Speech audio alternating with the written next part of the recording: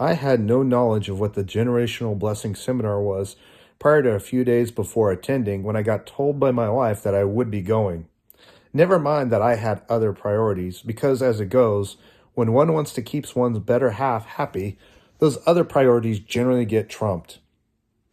As a result, I can't say that I was particularly excited about this venture, but I did my best to muster up the best attitude that I could, and it was as a result I got to witness one of the greatest miracles that I'd ever seen between my oldest son and I.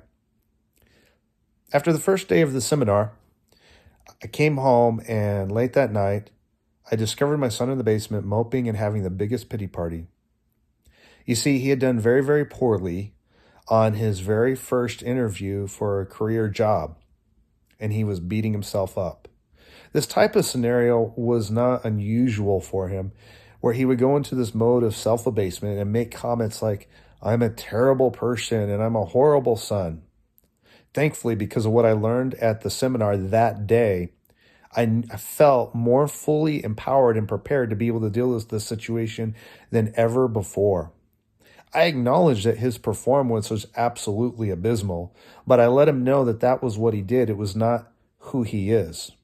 I then went on to bless him and speak a vision of what I saw in him, regardless of how he performed.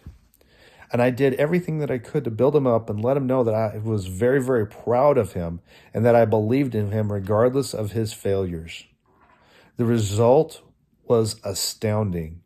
Normally when this type of event would occur, there would be days of moping.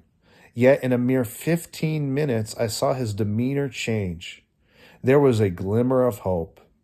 In fact, he got the job just a few days later and has been excelling in it for the past 9 months since then. Proverbs 18:21 says, "Death and life are in the power of the tongue." We parents, we have the power to affect generations by blessing. And so, therefore, I encourage anyone who's a parent at any life stage to take advantage of this and experience the changes that God has in store for you. Thank you.